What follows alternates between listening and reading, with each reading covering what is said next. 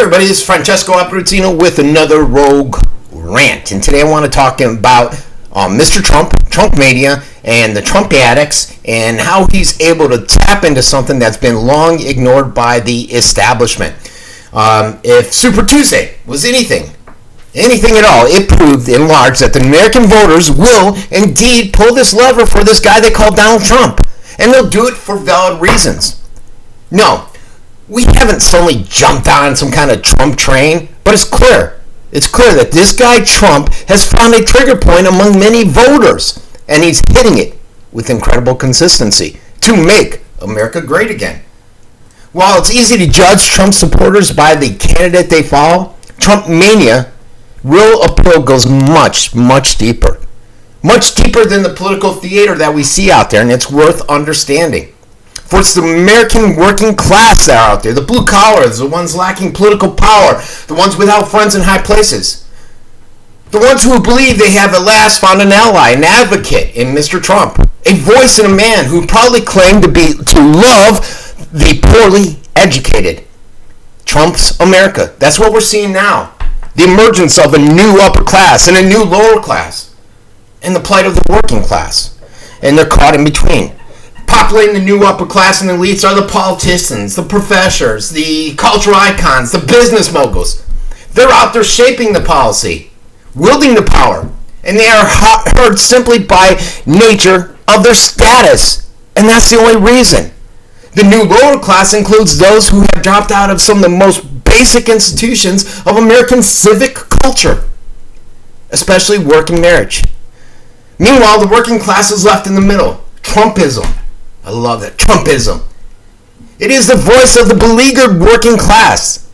And the central truth of Trumpism as a phenomenon is the entire American working class has a legitimate reason to be angry at the ruling class. Don't we? The so-called working class has borne the impact of exportation of millions of manufacturing jobs. I just put on the list 120,000 leaving the country for TPP. I believe out of Ohio this morning. And the influx of the illegal aliens who now hold many of the working class jobs. Peggy Noonan, she was out there and she described it as a rift between the protected and the unprotected. The protected make public policy. Us unprotected have to live in it. The unprotected are starting to push back. And if today's protected make up the ruling class, is it any wonder that the unprotected have grown disillusioned? No, ordinary Americans, we've endured being insulted by the ruling class, their favorite epithets: racist, sexist, stupid, all the above. And there's no wonder that millions of Americans have lost respect for this ruling class because they disrespect them. That they identify with whomever promised them some kind of turnabout against the class, and they are careless and less for the integrity of the institution that failed to protect them. And that's why we're seeing the rise of Trump and Sanders.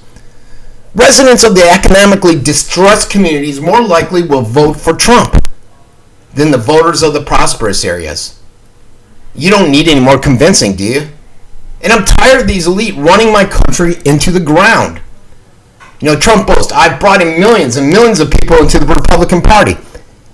That is true, but with big caveats. The Trump supporters are right to be tired of the elite. And they're asking the right questions. They're just coming up with the wrong answers. And that's true in part because it hurts those it's supposed to be for. So no matter what you think, the fact that Trump supporters aren't necessarily voting for Trump because he's someone important. Trump supporters are voting for Trump because he says they're someone important. And they've been missing that for a long time. This has been Francesco Abbruzzino with another Rogue Rant.